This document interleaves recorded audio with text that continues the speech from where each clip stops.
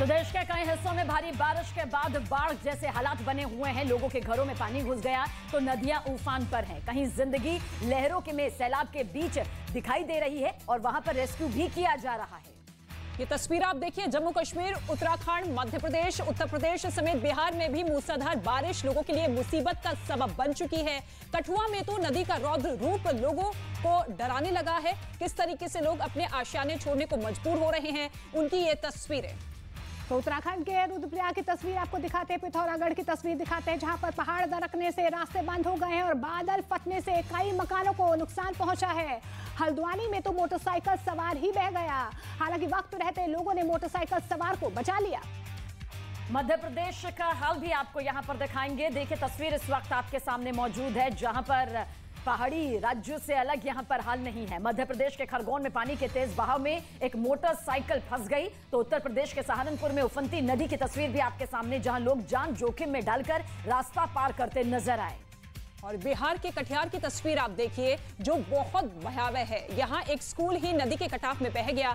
हालांकि एहतियातन प्रशासन पहले ही इस स्कूल को खाली करा चुका था। आखिरी तस्वीर बिहार के मुजफ्फरपुर की है। यहाँ डीएम दफ्तर के परिसर में जल भराव ने स्टाफ समेत लोगों की मुसीबत बढ़ा दी।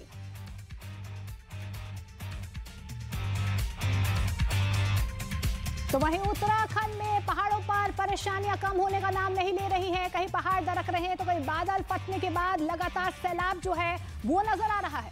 और पहाड़ पर जहां भी नजर जाती है हर तरफ सिर्फ और सिर्फ सैलाब, आफत और बर्बादी के निशान ही दिखाई देते हैं। पहाड़ दरकने की जो तस्वीरें सामने आ रही हैं वो खौफ भर देने वाली हैं। और इसके साथ ही उत्तराखंड की बात करें तो मुसीबत तब और ज्यादा बढ़ जाती है जहां मैदान और पहाड़ दोनों ही जगह पर आफत का आलम साफ तौर पर दिखाई देता है।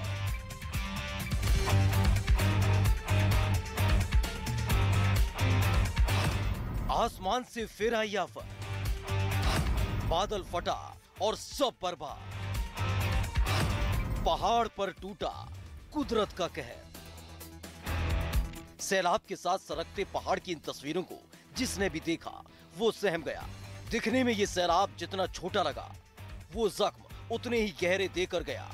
सैलाब के सामने जो भी आया वो भी सैलाब के साथ हो लिया।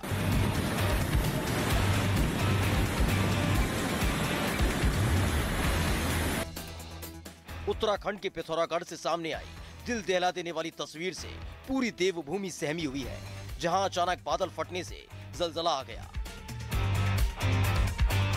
पहाड़ से आए सैलाब के सामने जो आया वो सब बह गया। न घर बचे न ही सड़क।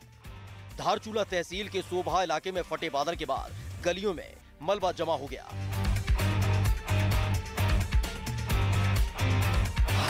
पहाड़ पर फटा बादल, नदी में आया उफान, बस्ती तक दिखे बर्बादी के निशान।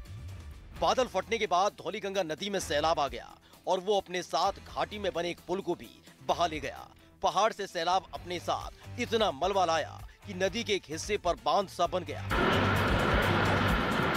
बादल फटने से आफत के बाद अब प्रशासन ने इलाके में राहत बचाव का जिम्मा संभाला है। प्रशासन की टीम लगातार राहत बचाव काम में जुटी है।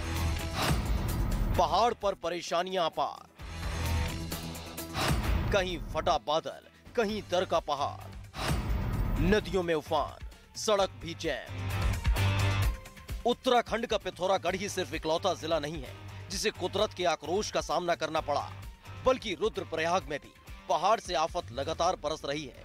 रुद्रप्रयाग गौरीकुंड हाईवे 109 पर बांसबारा के पास पहाड़ का एक बड़ा हिस्सा दरक गया, जिसके बाद हाईवे पर भारी भरकम मलबा आ गया। हाईवे बंद होने के बाद रोड की दोनों तरफ लंबा जाम लग गया।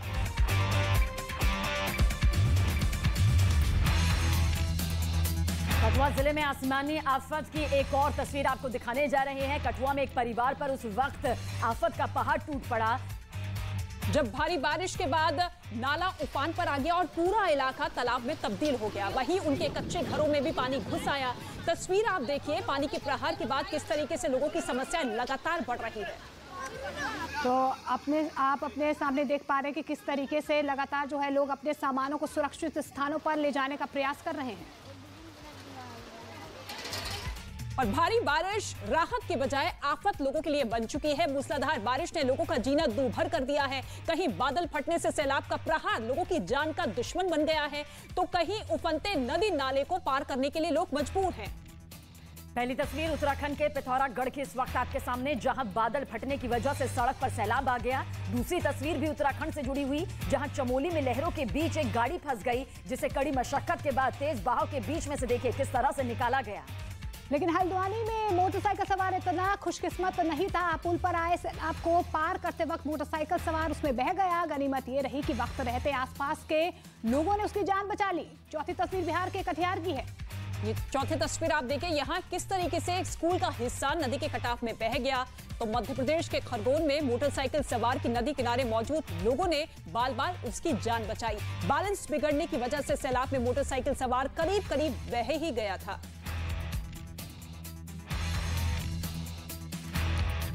तो आज तक आपको बता दें कि लगातार हम दिखाने की कोशिश कर रहे हैं जल प्रहार, लेकिन आज तक और इंडिया टीवी को पछाड़कर न्यूज़ 18 इंडिया बना है देश का नंबर 1 न्यूज चैनल। आप देख रहे हैं देश का नंबर 1 न्यूज चैनल। और अगली तस्वीर अब आपको दिखाएंगे बाढ़ बारिश से जुड़ी हुई, जो कि जम्मू कश्मीर के कठुआ से सामने आई है, जहां भारी बारिश के बाद से ही नदी नालों में उफान आ गया। यहां लोगों के लिए मुसीबत का सबब ये पूरा बन चुका है।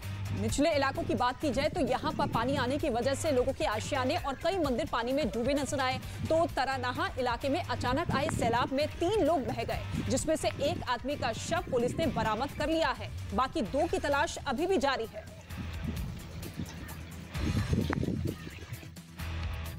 बीती रात से लगातार बारिश जारी है और जिला कठुआ के कई नाले व नदियां इस समय उफान पर हैं।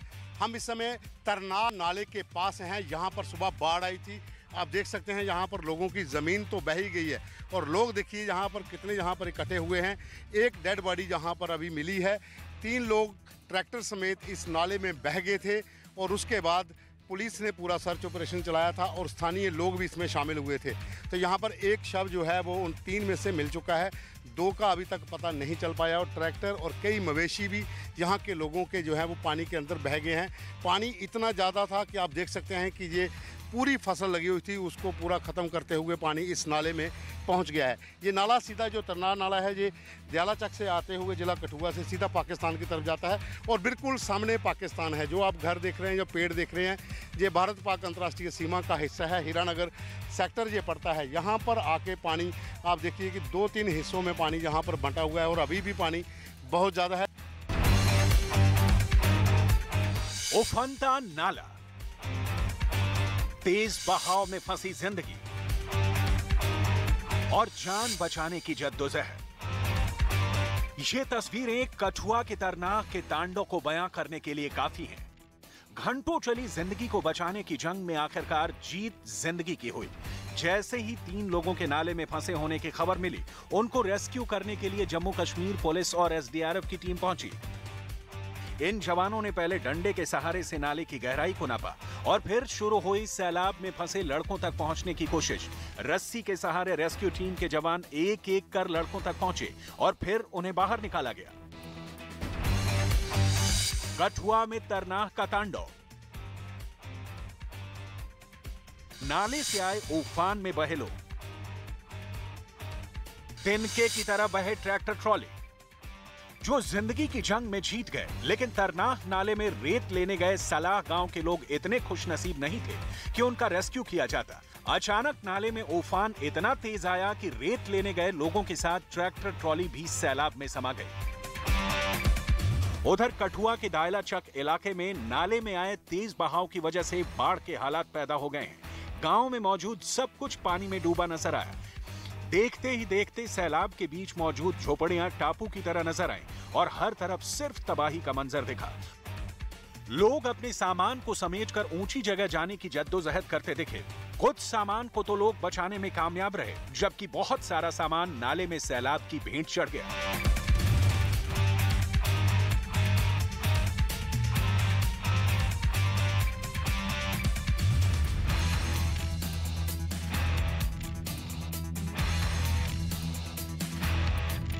आज तक और इंडिया टीवी को पछाड़कर न्यूज़ 18 इंडिया बना देश का नंबर 1 चैनल। आप देख रहे हैं देश का नंबर 1 न्यूज चैनल। उत्तराखंड में मूसलाधार बारिश किस तरह से तबाही मचा रही है, अब इस खबर की तरफ रुख करने जा रहे हैं, क्योंकि भारी बारिश के चलते देश के कई राज्य इस वक्त महामुसीबत को झेलने के लिए मजबूर है। कहीं पहाड़ टूटकर गिर रहे हैं तो कहीं पानी का जलस्तर बढ़ने की वजह से सड़कों पर सैलाब आ चुका है। आलम तो ये है कि लबालब सड़क को पार करने के लिए लोगों को अब मशीनों का सहारा तक लेना पड़ रहा है।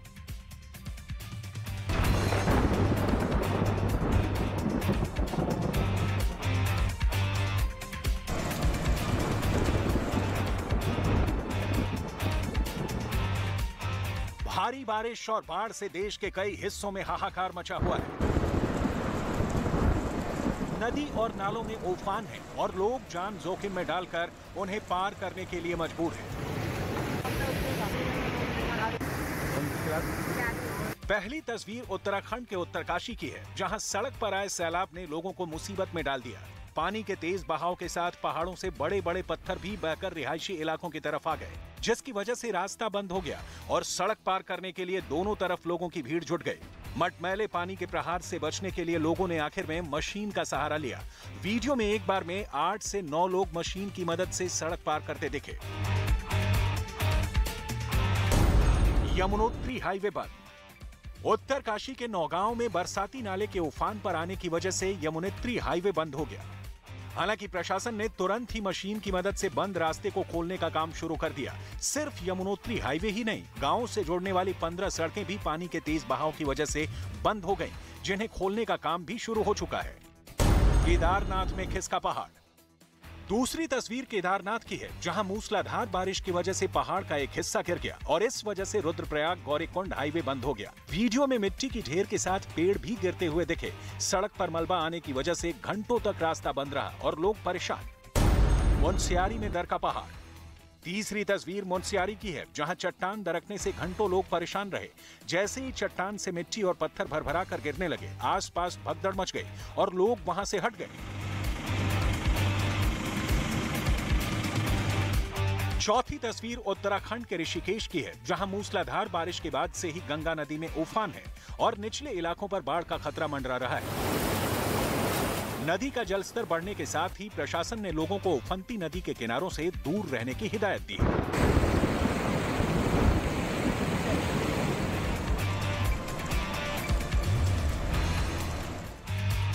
और अब बात देश के सबसे भरोसेमंद टीवी नेटवर्क की। नेटवर्क 18 ने तोड़ दिए हैं टीआरपी के सारे रिकॉर्ड। 29.6% मार्केट शेयर के साथ CNN नेटवर्क 18 सभी इंग्लिश न्यूज चैनलों में नंबर 1 पर है। बिजनेस न्यूज चैनलों में 66.4% मार्केट शेयर के साथ CNBC TV 18 ने दूसरे चैनलों से मीलों आगे का सफर तय किया। और इसके साथ ही हिंदी न्यूज चैनल्स में न्यूज 18 इंडिया 12.4% मार्केट शेयर के साथ सबसे ज्यादा दर्शकों के भरोसे पर खरा उतरा है। चैनल जो है आपके भरोसे पर उतरने में नंबर 1 सच की राह पर चलने में, आपके लिए लड़ने में नंबर 1 आपकी आवाज बनने में, जिसके पास है एंकर की टीम नंबर 1, जो है राजनीति के खेल से लेकर खेल की कवरेज में नंबर 1। आज तक को पछाड़ अब है देश का नंबर 1 न्यूज चैनल। तो देखते रहिए न्यूज 18 इंडिया। देश के सबसे बड़े मंच पर देश के सबसे बड़े चेहरे नितिन गडकरी, धर्मेंद्र प्रधान, स्मृति ईरानी, भूपेंद्र यादव, अनुराग सिंह ठाकुर, अश्विनी वैष्णव, गजेंद्र सिंह शेखावत, ज्योतिरादित्य सिंधिया, मनसुख मांडविया, पुष्कर सिंह धामी, मनोज सिन्हा। अमृत रत्न आजादी के 75 साल का जश्न 2 अगस्त सिर्फ न्यूज 18 इंडिया पर।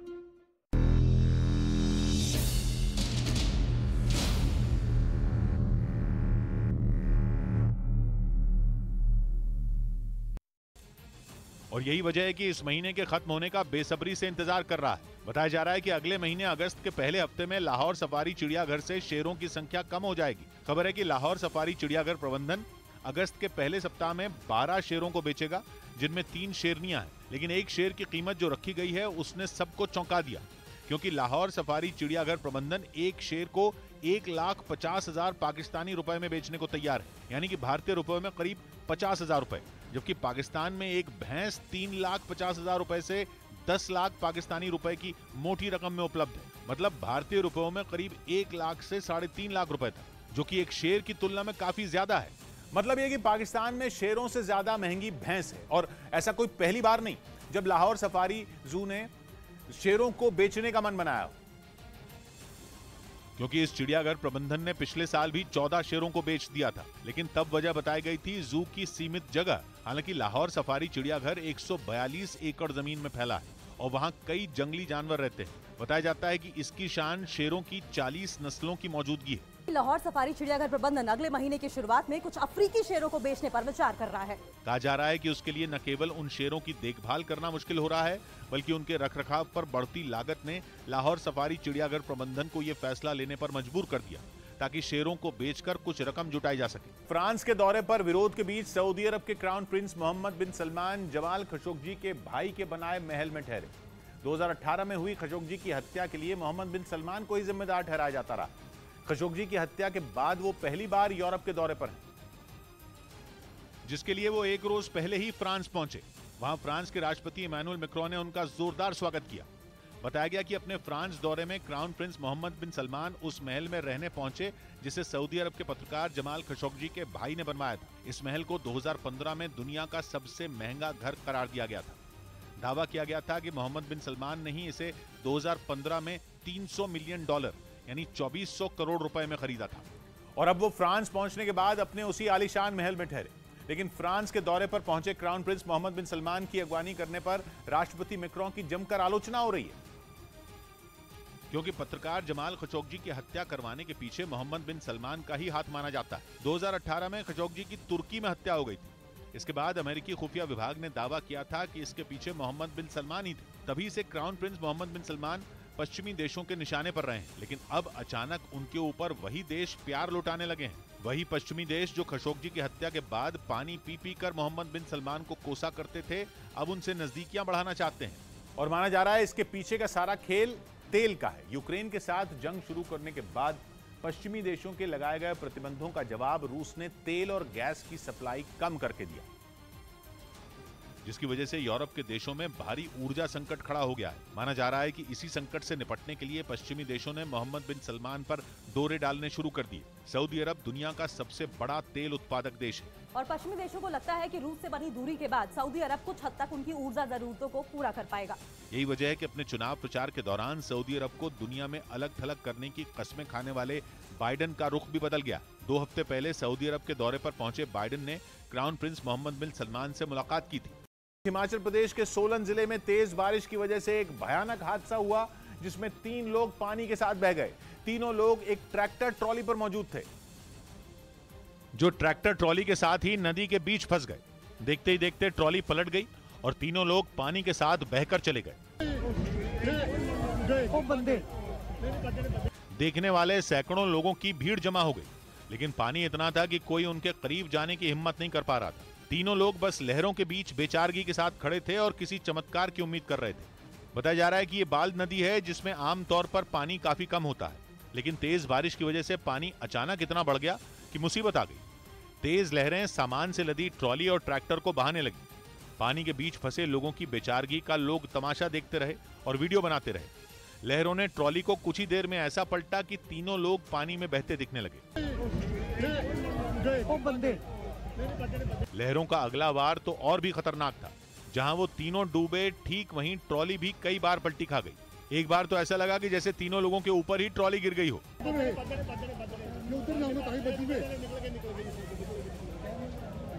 लेकिन थोड़ी देर में तीनों शख्स थोड़ी दूरी पर बहते देखे गए, लेकिन वो इतनी दूर थे कि कैमरे में साफ नहीं दिखे। हालांकि प्रशासन की टीमों ने तीनों की तलाश शुरू कर दी।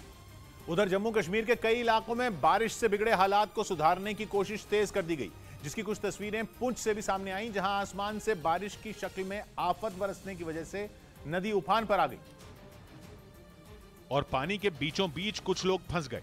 हालात की गंभीरता का अंदाजा इसी बात से लगाया जा सकता है कि लोगों को रेस्क्यू करने के लिए वहां सेना को बुलाना पड़ा। सेना के जवान पुलिस और एसडीआरएफ की मदद से नदी में उतरे वो नाव पर सवार होकर धीरे धीरे कुछ लोगों तक पहुंचे और उन्हें नाव में बैठाया। लेकिन यहाँ दिक्कत ये थी कि नदी पूरे उफान पर थी। ऐसे में अगर किसी के पैर का जरा सा इस वक्त एक बड़ी खबर आपको बता दें, बिहार दौरे के दूसरे दिन बीजेपी अध्यक्ष जेपी नड्डा ने पटना की गुरुद्वारा साहिब में मत्था टेका। इससे पहले जेपी नड्डा ने पटना में शोभा यात्रा में भी शिरकत की। नड्डा ने पटना में बीजेपी के 16 कार्यालयों का उद्घाटन भी किया। इस दौरान जेपी नड्डा ने यह भी कहा कि भारतीय जनता पार्टी ही देश में बदलाव लाई है। बीजेपी के राष्ट्रीय अध्यक्ष आज शाम 4 बजे बीजेपी संयुक्त मोर्चे की राष्ट्रीय कार्य समिति के समापन सत्र में हिस्सा लेंगे। जेपी नड्डा के बिहार दौरे का आज ये दूसरा दिन है। 16 कार्यालयों का उद्घाटन किया है और इसके साथ ही 4 बजे बीजेपी कार्य समिति की बैठक का समापन होगा जेपी नड्डा के संबोधन के साथ। आज भारतीय जनता पार्टी के विरोध में लड़ने वाला कोई राष्ट्रीय पार्टी ही नहीं रह गई, कोई राष्ट्रीय स्तर की पार्टी नहीं रह गई, कोई विचार की पार्टी नहीं रह गई। हमारे मोदी जी यूएनओ में जाते हैं, चर्चा किसकी करते हैं? तिरुवल्लुवर। चर्चा किसकी करते हैं? तमिलनाडु की कविता की करते हैं, कवि की करते हैं। रीजनल जो हमारे देश के लोग जिन्होंने देश की आजादी से लेकर के देश के साहित्य में अपना कॉन्ट्रीब्यूशन किया, उसके लिए। और इसी बात को ध्यान में रखते हुए जब हम आगे बढ़ते हैं तो हमारा ये मानना है कि विचार के आधार पर हम आज नहीं तो कल इन प्रदेशों में भी कमल खिलाएंगे।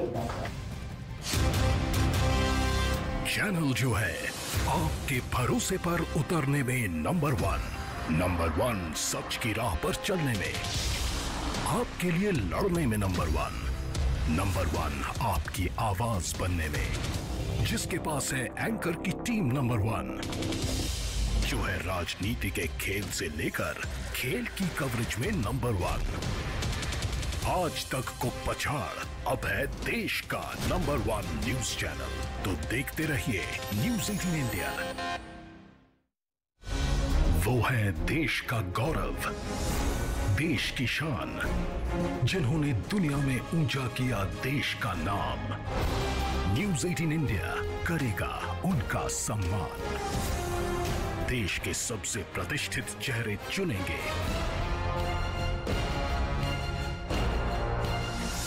अमृत रत्न आजादी के 75 साल का जश्न 2 अगस्त सिर्फ न्यूज़ 18 इंडिया पर। उठाकर स्कूल तक पहुंचना होता है। बताया गया कि वहां हर साल भारी बारिश की वजह से गंजाल नदी में उफान आता है, जिसकी वजह से पानी पूरी रफ्तार से कई गांवों को जोड़ने वाली सड़क से बहने लगता है। वहां से आई तस्वीर में सिर्फ लड़कियां ही नहीं, कई लड़के भी मोटरसाइकिल लेकर पैदल ही पानी से भरी सड़क पार करते दिखे। वहां के लोगों का कहना है कि कई साल से गंजाल नदी पर पुल बनाने की मांग की जा रही है, लेकिन अब तक कोई सुनवाई नहीं हुई, जबकि हर साल बारिश के दिनों में दर्जनों बच्चों की जान पर खतरा बना रहता है। इस बीच हिमाचल प्रदेश के कुल्लू से भी हैरान कर देने वाला एक वीडियो सामने आया। वहां भारी बारिश की वजह से पहाड़ का एक बड़ा हिस्सा खिसक कर सड़क पर आ गिरा। हालांकि इस घटना से किसी को कोई नुकसान नहीं पहुंचा, लेकिन पहाड़ से मलबा आने की वजह से पूरी सड़क बंद हो गई और दोनों तरफ लंबा जाम लग गया। इस घटना का जो वीडियो सामने आया उसमें पहले पहाड़ से छोटे छोटे पत्थर गिरते दिखाई दिए, फिर अचानक पहाड़ का बड़ा हिस्सा सड़क पर आ गिरा, जिससे सड़क किनारे लगे पेड़ टूटकर गिर गए। इस वजह से शिव मंदिर से दर्शन कर लौट रहे श्रद्धालु रास्ते में ही फंस गए। हालांकि बाद में उन्होंने प्रशासन की टीम के साथ मिलकर पत्थरों को हटाया और उस सड़क को साफ किया। उधर हरियाणा के रेवाड़ी में हुई जोरदार बारिश ने लोगों की मुश्किलों को बढ़ा दिया। भारी बारिश के बाद जयपुर हाईवे के बगल में बने अंडरपास में इतना पानी भर गया कि लोग बुरी तरह फंस गए और फिर वहां से निकलने के लिए उन्हें काफी मेहनत करनी पड़ी। अंडरपास में अंदर और बगल में चारों तरफ पानी ही पानी दिखाई दिया, जिसे देखकर ऐसा लगा मानो कोई नदी वहां बहने लगी हो। अंडरपास के बाहर एक बाइक सवार तो बुरी तरह पानी के बीच फंसा दिखाई दिया। यही नहीं, कई बड़ी गाड़ियों के पहिए भी पानी के आगे थम गए। कुछ लोग तो ट्रैक्टर से पानी में फंसी गाड़ियों को बाहर निकालते नजर आए। भारी बारिश के बाद अंडरपास तो डूबा ही, लेकिन उसके साथ हाईवे पर भी कई जगहों पर पानी इकट्ठा हो गया, जिसकी वजह से हाईवे पर कई किलोमीटर लंबा जाम लग गया। इस बीच यूएई के कुछ शहरों में इतनी बारिश हुई कि कई जगहों पर बाढ़ जैसे हालात बन गए। आसमान से बारिश के रूप में बरसी आफत ने सबसे ज्यादा तबाही शारजा में मचाई, जहां सड़कों पर कई फीट तक पानी भर गया। एक इलाके से सामने आई तस्वीरों में वहां की सभी दुकानों में बारिश का पानी घुसा दिखाई दिया। सड़कों के किनारे खड़ी गाड़ियां तो पूरी तरह डूबी नजर आईं। वहीं भारी बारिश से यूएई के फुजैरा शहर में भी हालात पूरी तरह पटरी से उतर गए। बरसात का पानी पहाड़ों के रास्ते सैलाब बनकर शहर में दाखिल हुआ और उसने लोगों की जिंदगी पर ब्रेक लगा दिया। कई जगहों पर सड़कें टूट गईं और पानी तेज रफ्तार से लोगों को डराने लगा। हाईवे पर भी बारिश के पानी ने कब्जा कर लिया, जिसकी वजह से जगह जगह गाड़ियां फंस गईं। क्योंकि यूएई में पिछले 2 दिन से हो रही बारिश थमने का नाम नहीं ले रही। शारजाह में तो जैसे सब कुछ ठहर सा गया। और इस बात की गवाही एक इलाके से सामने आई तस्वीरों ने दी, जिनमें एक तस्वीर में पार्किंग में खड़ी कई गाड़ियों की सिर्फ छतें ही नजर आईं। ऐसा लगा कि पानी के अलावा वहां अब कुछ भी नहीं बचा। दावा है कि पूरे यूएई में साल भर में जितना पानी बरसता है उससे दुगना वहां एक दिन में ही बरस गया। यही नहीं, शारजाह समेत यूएई के कई शहरों में 1978 के बाद इतनी बारिश हुई। इसी वजह से कई इलाकों में लोगों को बाढ़ जैसे हालात का सामना करना है ना।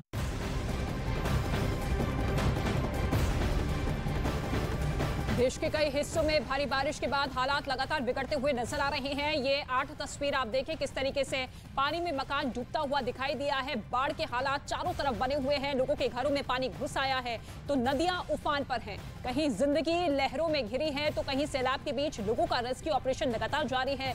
जम्मू कश्मीर, उत्तराखंड, मध्य प्रदेश, उत्तर प्रदेश समेत बिहार में भी मूसलाधार बारिश लोगों के लिए मुसीबत का सबब बन चुकी है।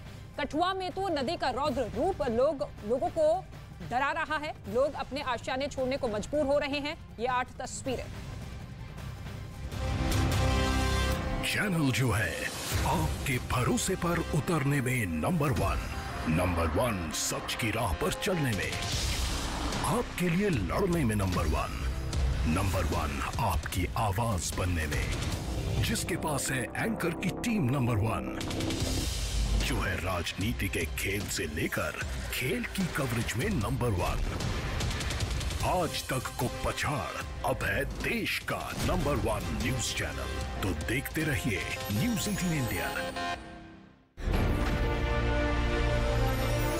जिन्होंने बढ़ाया भारत का मान, उनके लिए सबसे बड़ा सम्मान, अमृत रत्न, आजादी के 75 साल का जश्न, 2 अगस्त सिर्फ न्यूज़ 18 इंडिया पर।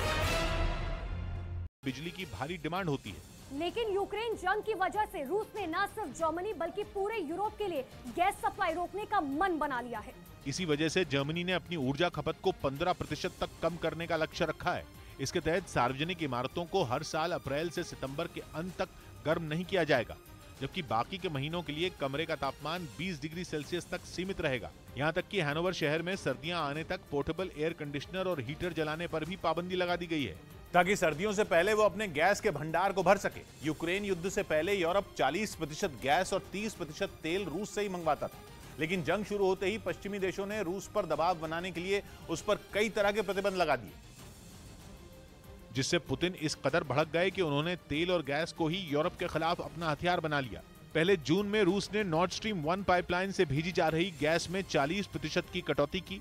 इसके बाद 11 जुलाई से 10 दिनों के लिए रूस ने गैस की सप्लाई पूरी तरह से रोक दी। लेकिन यूरोप के देशों के लिए मुसीबत तब और बढ़ गई जब रूस की ऊर्जा कंपनी गज़प्रोम ने 28 जुलाई से गैस की सप्लाई में 20% की कटौती कर दी। और अंदाजा ये लगाया जा रहा है कि आने वाले कुछ दिनों में रूस पूरी तरह से गैस देना बंद कर देगा।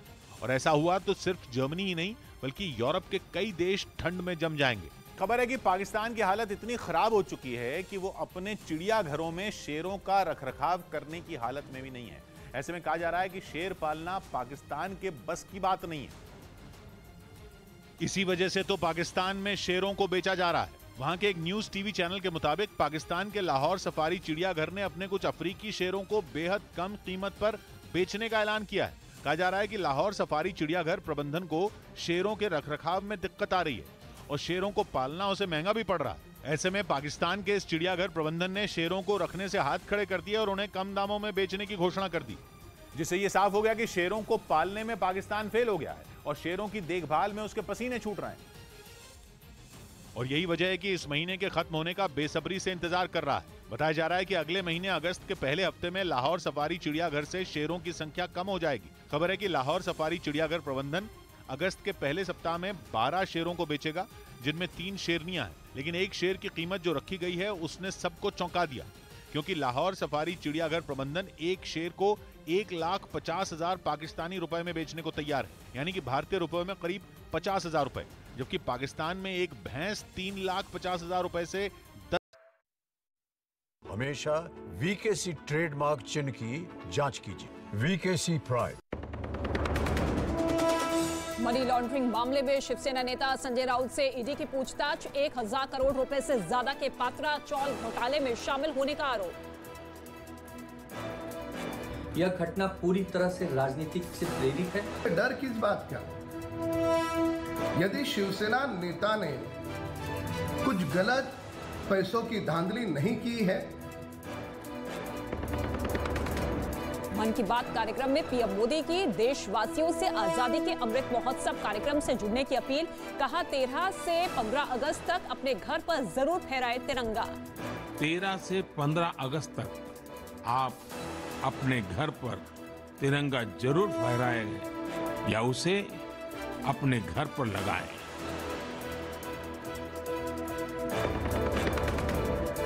बिहार की राजधानी पटना में बीजेपी संयुक्त मोर्चा राष्ट्रीय कार्य समिति का दूसरा दिन। बीजेपी ने अध्यक्ष ने कई कार्यक्रम में लिया हिस्सा। गृह मंत्री अमित शाह भी आज बैठक में होंगे शामिल। न्यूज 18 इंडिया बना देश का नंबर 1 न्यूज चैनल। आज तक और इंडिया टीवी को पछाड़ा। दर्शकों ने खबरों के लिए न्यूज 18 इंडिया पर जताया भरोसा। शिक्षक भर्ती घोटाला मामले में ईडी का ताबड़तोड़ एक्शन जारी। मामले में अर्पिता मुखर्जी के 8 बैंक खाते फ्रीज। पार्थ मुखर्जी के रिश्तेदारों के भी बैंक खातों की जांच तेज हुई। रिश्तेदारों की जमीन की खरीद पर भी ईडी की नजर। आतंकी संगठन आईएसआईएस मॉड्यूल मामले में एनआईए की बड़ी कार्रवाई। यूपी और महाराष्ट्र समेत 6 राज्यों के 13 ठिकानों पर छापेमारी।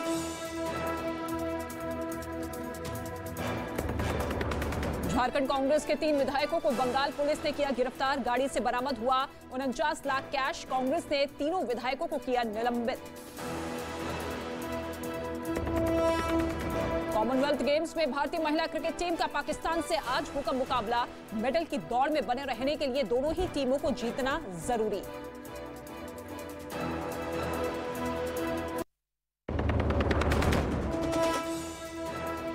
बाढ़ और बारिश से देश के कई राज्यों में हालात खराब। उत्तर भारत में भारी बारिश का मौसम विभाग का अलर्ट। कठुआ में मकान गिरने से 2 बच्चों की मौत।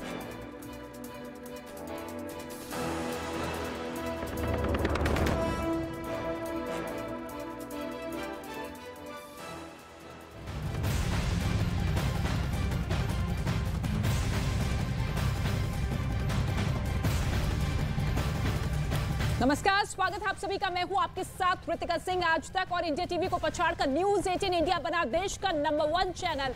आप देख रहे हैं देश का नंबर 1 न्यूज चैनल। सबसे सटीक और भरोसेमंद खबरों के लिए देश ने एक बार फिर न्यूज 18 इंडिया पर भरोसा जताया है।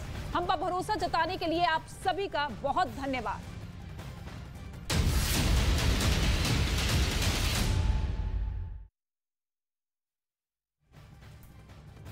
और अब आपको दिखाते हैं देश और दुनिया की 20 बड़ी खबरें। मध्य प्रदेश के अलीराजपुर जिले में बारिश और बाढ़ का पानी मुसीबत बन गया है, जिसमें एक लड़के को पुल पार करना भारी पड़ गया। मोटरसाइकिल में सवार होकर लड़का पुल पार करने की कोशिश कर रहा था, लेकिन पानी का बहाव इतना ज्यादा तेज था कि बाइक सवार उसका सामना नहीं कर पाया और पानी की तेज धार में संतुलन बिगड़ने से बाइक बह गई, जबकि लड़के ने किसी तरह सैलाब से अपनी जान बचाई। जम्मू कश्मीर के कठुआ जिले में बारिश के बाद बाढ़ लोगों के लिए आफत बनी हुई है। कई दिनों से हो रही लगातार बारिश से नदी नाले उफान पर है। आज दयाला चक इलाके में बाढ़ में 3 लोग फंस गए। भारी मशक्कत के बाद जम्मू पुलिस और एसडीआरएफ के जवानों ने तीनों लोगों को सुरक्षित निकाला। कठुआ जम्मू कश्मीर की ये तस्वीरें। उत्तर प्रदेश के चित्रकूट में बारिश के बाद नदियों का जलस्तर लगातार बढ़ गया है। नदी के ऊपर बने चेक डैम के ऊपर से भारी पानी बह रहा है। लोग जान जोखिम में डालकर डैम के ऊपर से रास्ता पार करते हुए नजर आ रहे हैं। नदी का जलस्तर बढ़ने की वजह से कई गांवों का संपर्क टूट गया है, जिससे आवागमन ठप होने की वजह से लोग परेशान हैं। यूपी के सहारनपुर में नदी का जलस्तर बढ़ने से कई पुल डूब चुके हैं और इसी बीच एक मोटरसाइकिल सवार उफनती नदी को पार करता हुआ नजर आया, जबकि स्कूली बच्चे पानी की तेज धार में फंस गए। सैलाब की वजह से लोगों को नदी पार करना मुश्किल हो गया है और लोग डूबे हुए पुल से आवाजाही करने को मजबूर हैं। प्रशासन की ओर से कोई इंतजाम नहीं किया गया।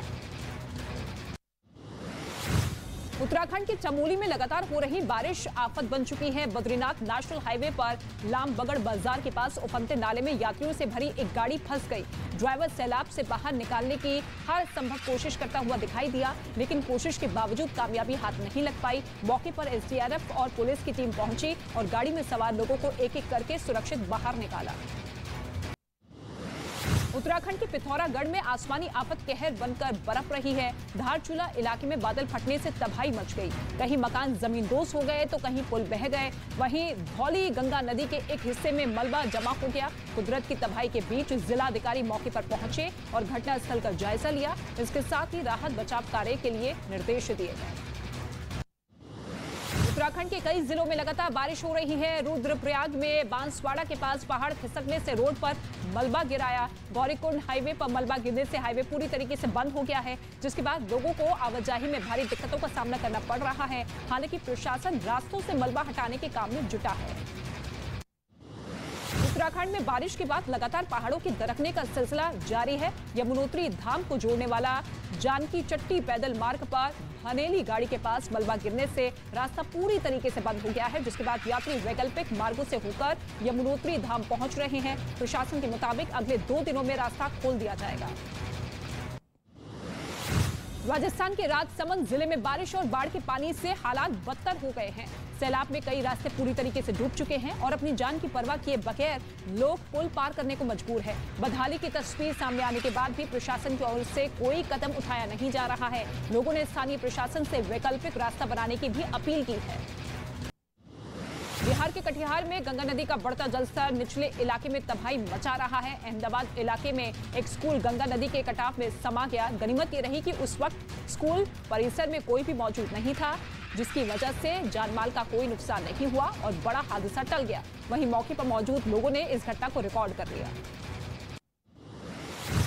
बिहार के मुजफ्फरपुर में तेज बारिश ने नगर निगम की पोल खोल कर रख दी है। यहाँ कुछ देर की मूसलाधार बारिश में शहर में सैलाब आ गया। देखते ही देखते सड़क से लेकर पूरा डीएम दफ्तर पानी पानी हो गया। कहीं शहर में जलभराव ने आम जनजीवन को अस्त व्यस्त कर दिया और लोगों को आने जाने में काफी परेशानियों का सामना करना पड़ा।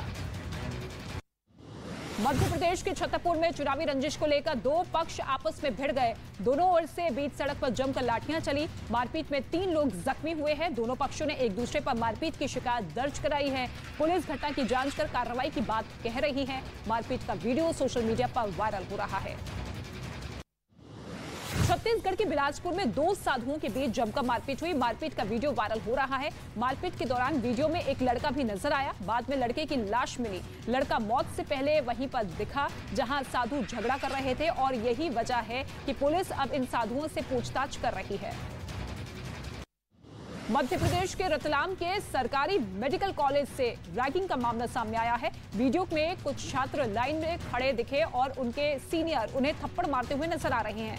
बताया ये जा रहा है कि रैगिंग की शिकायत मिलने पर वार्डन हॉस्टल पहुंचे तो कुछ छात्रों ने उनके ऊपर भी शराब की बोतलें फेंक दी। वीडियो सामने आने के बाद कॉलेज प्रबंधन की ओर से कार्रवाई की बात कही जा रही है।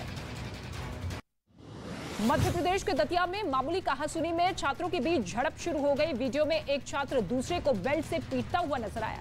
काफी देर तक छात्र मारपीट करते रहे। वहीं मौके पर कुछ लोग पहुंचे और फिर मामला शांत करवाया। छात्रों के मारपीट का वीडियो अब वायरल हो रहा है। ये छात्र प्राइवेट कोचिंग सेंटर के बताए जा रहे हैं।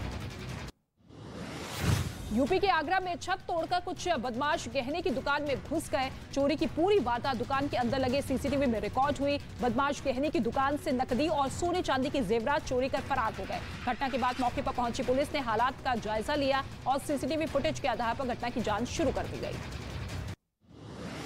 मुंबई में मनी लॉन्ड्रिंग मामले में शिवसेना नेता संजय राउत से ईडी ने पूछताछ की। संजय राउत पर 1000 करोड़ रुपए से ज्यादा के पात्रा चौल घोटाले में शामिल होने का आरोप है। इससे पहले ईडी ने संजय राउत से पूछताछ के लिए बुधवार को तलब किया था, लेकिन संजय राउत पेश नहीं हुए थे। इस बीच संजय राउत ने ट्वीट कर केंद्र सरकार पर निशाना साधा है। पीएम मोदी ने आज रेडियो कार्यक्रम में मन की बात के 51वें एपिसोड को संबोधित किया। इसमें पीएम मोदी ने देशवासियों से आजादी के अमृत महोत्सव कार्यक्रम से जुड़ने की अपील की और ये कहा कि 13 से 15 अगस्त तक अपने घर पर तिरंगा जरूर फहराए। उन्होंने ये भी कहा कि इस बार भारत अपनी आजादी के 75 वर्ष पूरा करेगा और हम सभी बहुत अद्भुत और ऐतिहासिक पल के गवाह बनने जा रहे हैं। बिहार की राजधानी पटना में बीजेपी संयुक्त मोर्चा राष्ट्रीय कार्य समिति का दूसरा दिन बीजेपी अध्यक्ष जेपी नड्डा ने पटना साहिब गुरुद्वारे में अरदास की। सिख समुदाय को लोगों ने जेपी नड्डा को पगड़ी पहनाकर उनका जोरदार स्वागत किया। इससे पहले जेपी नड्डा ने शोभा यात्रा में शामिल हुए। गृह मंत्री अमित शाह भी बैठक में होंगे शामिल। कॉमनवेल्थ गेम्स के पहले ही दिन भारत की स्वर्णिम शुरुआत हुई। मीराबाई चानू ने वेटलिफ्टिंग में गोल्ड मेडल जीतकर देश का नाम रोशन किया। मीराबाई चानू ने 49 किलोग्राम वर्ग में 201 किलो वजन उठाकर गोल्ड पर कब्जा किया है। भारत ने 1 गोल्ड 2 सिल्वर और 1 ब्रॉन्ज पर कब्जा किया है।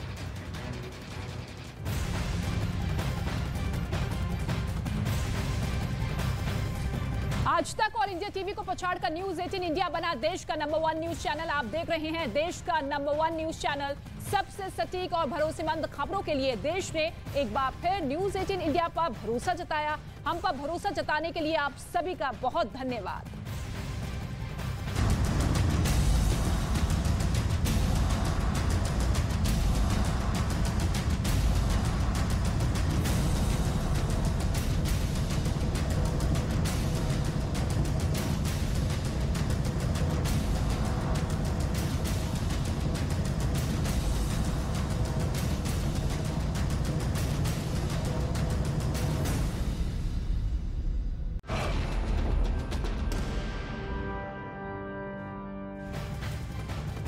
और कोलकाता से इस वक्त बहुत बड़ी खबर सामने आ रही है। ईडी के 3 सदस्यों की टीम अर्पिता मुखर्जी के फ्लैट पर जांच के लिए पहुंची है। कोलकाता के बेलगढ़िया फ्लैट के हॉल में लगे सीसीटीवी को खंगाल रही है इस वक्त ईडी की टीम। कौन कौन से लोग इस फ्लैट में मिलने आते थे, इसकी पूरी जानकारी ईडी जुटा रही है। 3 सदस्यों की ये टीम है ईडी की, जो कि अर्पिता के फ्लैट पर पहुंची है। सीसीटीवी फुटेज खंगालने की कोशिश की जा रही है और ऐसे में इसी फुटेज के आधार पर यह जानने की कोशिश की जा रही है कि कौन कौन से वो लोग हैं जो कि अर्पिता से मिलने इस फ्लैट पर आते थे, क्योंकि वो ब्लैक डायरी भी ईडी के हाथ लग चुकी है, जिससे एक के बाद एक बड़े बड़े राज बेपरदा होते हुए नजर आएंगे। लेकिन फिलहाल 3 सदस्यों की टीम, ईडी की टीम इस वक्त फ्लैट के हॉल में मौजूद है और साथ ही सीसीटीवी कैमरों को खंगालने की कोशिश की जा रही है। और इस वक्त एक और बहुत बड़ी खबर सामने आ रही है। अर्पिता मुखर्जी के फ्रीज खाते से ईडी को करीब 8 करोड़ रुपए मिले हैं। खबर है कि ईडी ने अर्पिता के अब तक 8 बैंक खाते फ्रीज कर लिए हैं और इन फ्रीज बैंक खातों से 8 करोड़ रुपए मिले हैं। ईडी के हाथ ये बड़ी रकम लगी है हाथ। और इससे पहले जितनी भी छापेमार कार्रवाई हुई है उसमें 50 करोड़ से ज्यादा का कैश मिल चुका है। लेकिन 8 बैंक खाते जो फ्रीज किए गए थे उससे 8 करोड़ रुपए की रकम बरामद की गई है ईडी की तरफ से। ये तमाम खाते जो कि अर्पिता मुखर्जी के नाम पर थे उन्हें फ्रीज किया गया, फिर जांच पड़ताल को आगे बढ़ाया गया और अब इन फ्रीज खातों से 8 करोड़ रुपए की रकम मिली है। ये मामला लगातार तूल पकड़ता हुआ इस लिहाज से भी नजर आ रहा है क्योंकि कई ऐसे टीएमसी के विधायक हैं, नेता हैं जो कि इस पूरे घोटाले में संलिप्त हो सकते हैं। और अर्पिता की जिस काली डायरी को ईडी तलाश रही है वो अब ईडी अधिकारियों के हाथ लग चुकी है। यही वो डायरी है जिसमें पाई पाई का हिसाब बताया जा रहा है। ये काली डायरी पूर्व मंत्री पार्थ समेत कई बड़े लोगों के राज बेपर्दा कर देगी। ये रिपोर्ट आप देखिए।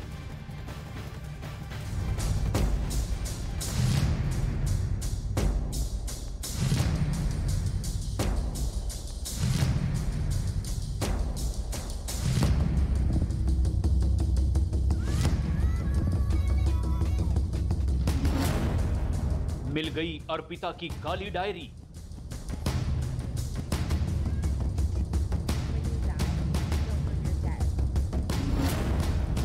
काली डायरी में रहस्य लोग।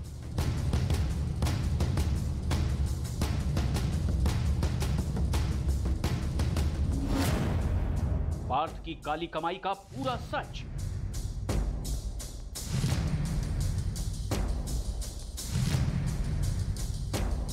बंगाल की सियासत में एक और डायरी तहलका मचाने आ गई है। लाल डायरी ने अगर शारदा केस में बंगाल को हिलाकर रख दिया था, तो अब काली डायरी की भी चर्चा उतनी ही जोर शोर से हो रही है। इस काली डायरी में अर्पिता मुखर्जी के एक एक राज बताए जा रहे हैं। बताया जा रहा है कि इस डायरी में शिक्षक भर्ती घोटाले का एक एक हिसाब है। काली डायरी बनेगी ब्रह्मास्त्र। खबर है कि ये काली डायरी ईडी के लिए ब्रह्मास्त्र साबित हो सकती है, क्योंकि इस डायरी में अर्पिता के एक एक रहस्य दफन है। सूत्रों के मुताबिक इस डायरी में सीरियल नंबर दर्ज हैं, जिसके बारे में ना तो अभी तक अर्पिता ने मुंह खोला है, ना ही पार्थ ने। ईडी पुरजोर कोशिश कर रही है कि इस डायरी के नंबर के बारे में सच उगलवाया जाए। खबर है कि अब ईडी दोनों से आमने सामने की पूछताछ कर सकती है, ताकि इस राज को बाहर लाया जा सके और उनके झूठ को पकड़ा जा सके, क्योंकि ईडी को अभी तक समझ में नहीं आया है कि ये सीरियल नंबर किसके हैं और क्यों लिखे गए हैं। यही नहीं, इस डायरी में और भी जानकारियां हैं जो ईडी की जांच के लिए अहम साबित हो रही हैं। इस काली डायरी में एडमिट कार्ड नंबर और नाम भी लिखे हैं। ईडी सूत्रों के मुताबिक ये उन्हीं लोगों के नंबर हो सकते हैं जिन्होंने नौकरी के लिए पैसे दिए हैं। ये नंबर सिफारिश करने वालों के भी हो सकते हैं या फिर दलालों के भी नंबर हो सकते हैं। यानी इस जांच का दायरा बढ़ने वाला है और पूछताछ की लिस्ट अब लंबी होने वाली है। कैश क्वीन का सच। पार्थ चटर्जी की करीबी अर्पिता मुखर्जी से अब तक 50 करोड़ से ज्यादा की रकम बरामद हो चुकी है, जिसमें करोड़ों के गहने भी हैं। और इतना ही नहीं, कई जमीनी सौदों का भी पता चला है।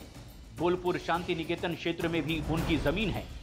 बोलपुर में आपा नाम का घर अर्पिता मुखर्जी का दिखाया गया है। उसके कागजात भी न्यूज 18 के पास हैं। ये जमीन 0.17 एकड़ की है। दस्तावेज पर पार्थ चटर्जी और फोटो के साथ हस्ताक्षर भी किए गए हैं। ये जमीन 2012 में ट्रांसफर की गई है। हालांकि घर के केयरटेकर का कहना है कि उन्होंने अर्पिता मुखर्जी को कभी नहीं देखा। जांच का दायरा अब और बढ़ता जा रहा है। तृणमूल कांग्रेस विधायक बाबुल सुप्रियो ने पहली बार इस घोटाले पर मुंह खोला और इसे शर्मनाक बताया है। हालांकि उनका कहना है कि इस आधार पर पूरी पार्टी पर सवाल उठाना गलत है, जबकि बीजेपी का कहना है कि इस घोटाले में कई और शीर्ष नेता शामिल हैं।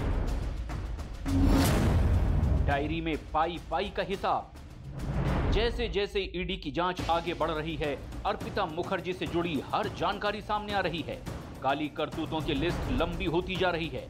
ईडी को जांच में 12 फ्लैट का पता चल चुका है, जिसमें बीरभूम में अर्पिता का फार्म हाउस भी शामिल है, जबकि शांति निकेतन में अर्पिता के नाम पर 4 प्लॉट भी हैं।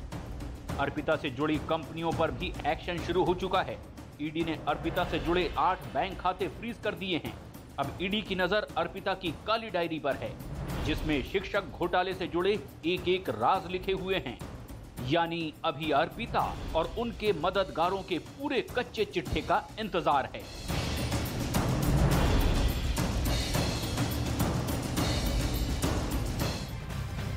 आज तक और इंडिया टीवी को पछाड़कर न्यूज 18 इंडिया बना देश का नंबर 1 न्यूज चैनल। आप देख रहे हैं देश का number 1 news channel news 18 India. और अब अर्पिता की काली डायरी, शिक्षा घोटाले से जुड़े किस तरीके से तार नजर आ रहे हैं, एक एक राज किस तरीके से ये डायरी खोलती हुई नजर आती है, वो आपको बताते हैं। वो डायरी जिसमें पूरे घोटाले का कच्चा चिट्ठा है, जिसे इस जांच में सबसे अहम बताया जा रहा है। अब आपको बताते हैं कि इसमें क्या कुछ है। देखिए, ईडी को अर्पिता मुखर्जी की काली डायरी मिल चुकी है, लेकिन इस बारे में ना तो अभी तक अर्पिता ने मुंह खोला है और ना ही पार्थ चटर्जी ने। ईडी सूत्रों के मुताबिक इस डायरी में सीरियल नंबर दर्ज है, जो ईडी को केस की तह तक लेकर जा सकते हैं और केस के लिए अहम सबूत साबित हो सकते हैं। और इसी काली डायरी में एडमिट कार्ड नंबर लिखे हुए हैं, यानी कि किस किस अभ्यर्थी ने अर्पिता से संपर्क किया है। अर्पिता की इस काली डायरी में कई नाम का भी जिक्र है। ईडी सूत्रों के मुताबिक ये उन्हीं लोगों के हो सकते हैं जिन्होंने नौकरी के लिए पैसे दिए थे। साथ ही जानकारी ये भी मिल रही है कि ये नंबर दलालों के हो सकते हैं। यानी इस जांच का दायरा बढ़ने वाला है और पूछताछ की लिस्ट लंबी होने वाली है। कौन कौन से वो दलाल हैं जो कि नौकरी को लेकर रिश्वत देते हुए अर्पिता मुखर्जी को नजर आए।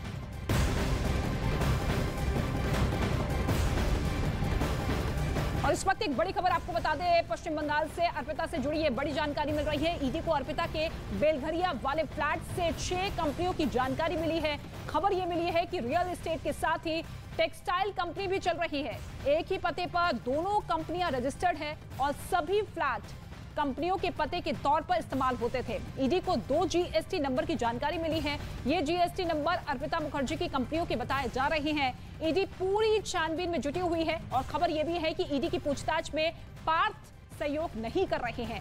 ईडी ने अर्पिता मुखर्जी के अब तक 8 बैंक खाते फ्रीज कर दिए हैं और साथ ही कई कंपनियों के बारे में भी पता लगा है कि किस तरीके से एक ही पते पर कई कंपनियों का रजिस्ट्रेशन था और इसके साथ ही 8 बैंक खाते जो फ्रीज किए गए, वहां से 8 करोड़ रुपए की रकम ईडी के हाथ लग चुकी है। 6 कंपनियों की जानकारी अब ईडी को मिलती हुई नजर आ रही है और इनमें से कई ऐसी कंपनियां हैं जो कि एक ही पते पर रजिस्टर्ड है।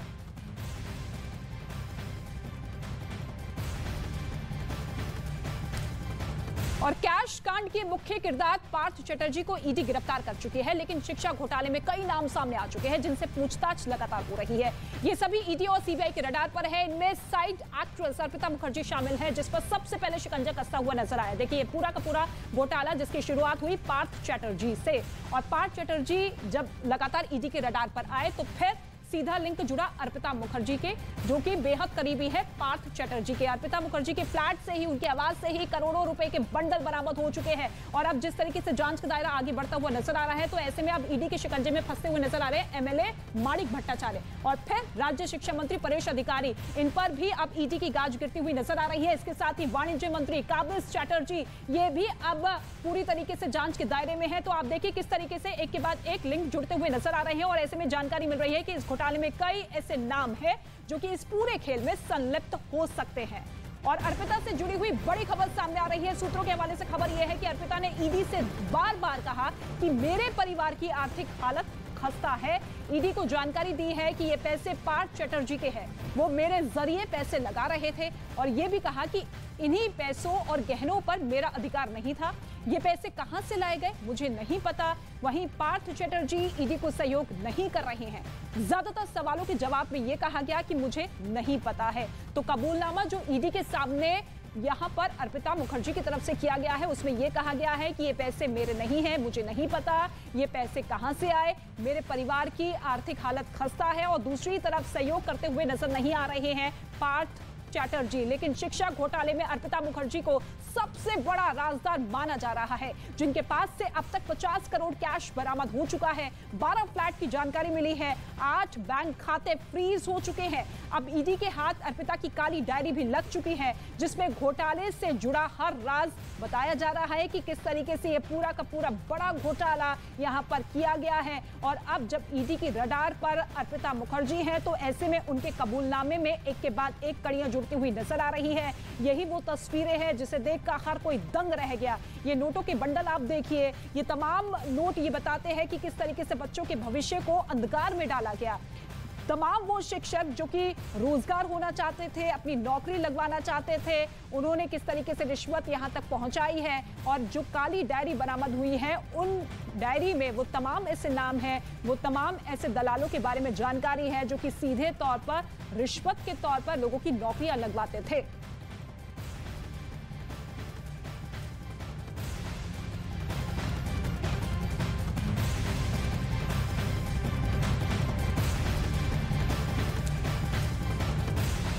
तो आज तक और इंडिया टीवी को पछाड़कर न्यूज 18 इंडिया बना देश का नंबर 1 न्यूज चैनल। आप देख रहे हैं देश का नंबर 1 न्यूज चैनल। सबसे सटीक और भरोसेमंद खबरों के लिए देश ने एक बार फिर न्यूज 18 इंडिया पर भरोसा जताया। हम पर भरोसा जताने के लिए आप सभी का बहुत धन्यवाद। आज सुबह ही ईडी की एक टीम 8 से 10 अधिकारियों की जो टीम है वो संजय राउत के घर पर पहुंची हुई है। इसी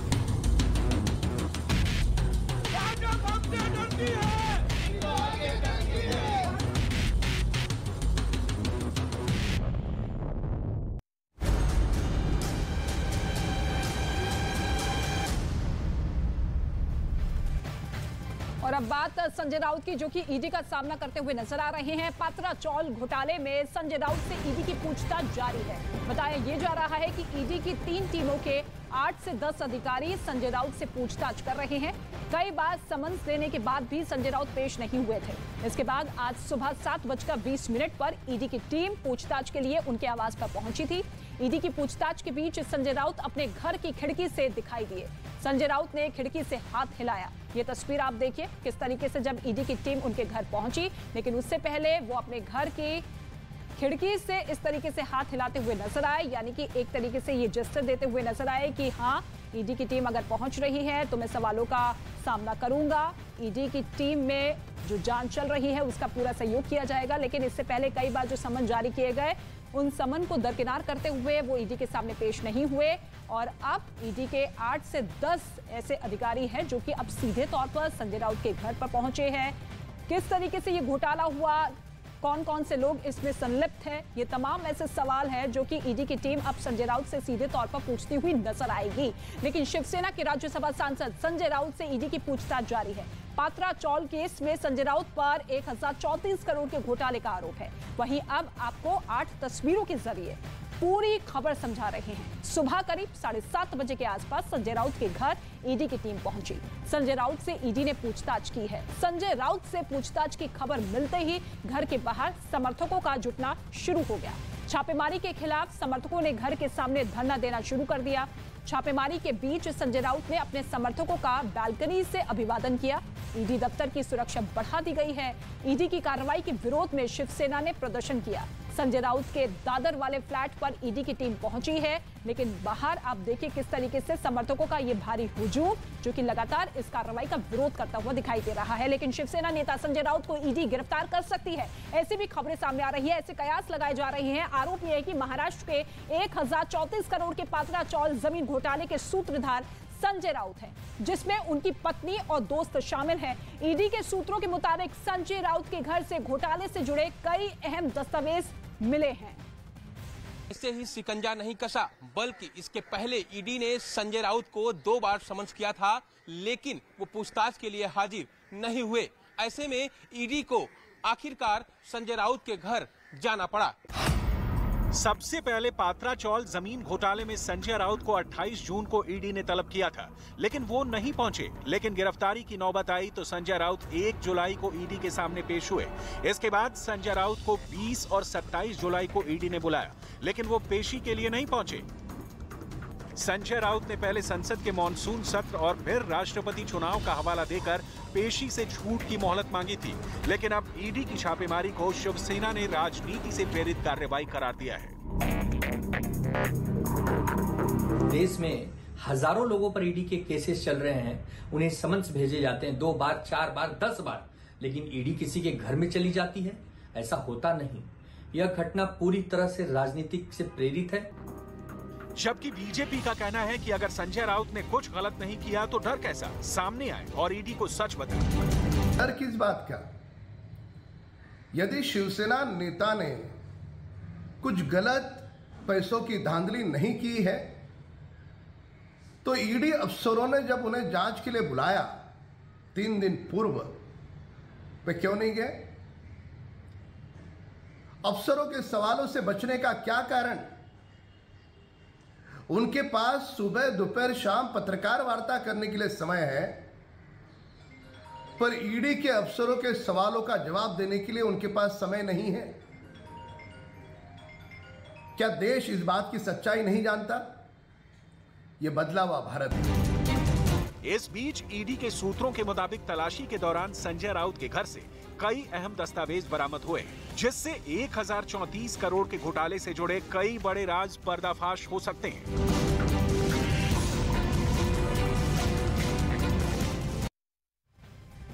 तो ईडी की जांच जैसे जैसे आगे बढ़ रही है, संजय राउत की मुश्किलें उतनी ही बढ़ती हुई नजर आ रही है। लेकिन कैसे महाराष्ट्र में 1034 करोड़ का जमीन घोटाला हुआ और कैसे इस घोटाले की नींव रखी गई, पात्रा जमीन घोटाले में अब तक ईडी ने क्या क्या कार्रवाई की है, देखिए इस रिपोर्ट।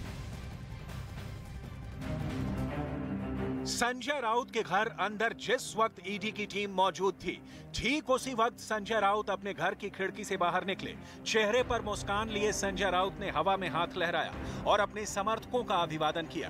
दरअसल संजय राउत का मकसद अपने समर्थकों को यह मैसेज देना था कि वो ईडी की कार्रवाई से डरे नहीं हैं।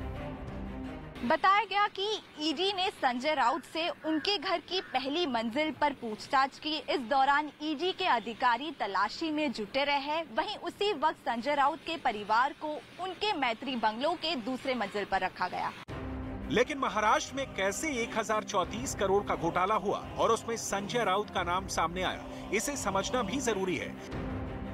साल 2007 में Maharashtra housing and area development authority यानी MHADA की तरफ से गुरु आशीष कंस्ट्रक्शन कंपनी को पात्रा चौल को पुनर्विकसित करने का काम मिला। इसके तहत मुंबई के गोरेगांव में 47 एकड़ में पात्रा चौल में 672 किराएदारों के घर के विकास होना था। 672 किराएदारों के घर का विकास होना था। आरोप है कि गुरु आशीष कंस्ट्रक्शन कंपनी ने MHADA को गुमराह किया और जमीन 9 बिल्डरों को करीब 901 करोड़ 79 लाख रुपए में बेच दी। आरोप तो ये भी है कि गुरु आशीष कंस्ट्रक्शन कंपनी ने मिडोज नाम का एक प्रोजेक्ट शुरू किया और घर खरीदारों से करीब 138 करोड़ रुपए जुटाए। जांच में यह भी सामने आया कि इस कंस्ट्रक्शन कंपनी ने गैर कानूनी तरीके से 1034 करोड़ से ज्यादा रुपए की कमाई की। ईडी के सूत्रों के मुताबिक गैर कानूनी तरीके से जुटाई गई रकम को अलग अलग बैंक अकाउंट्स में ट्रांसफर किया गया, जिसके बाद संजय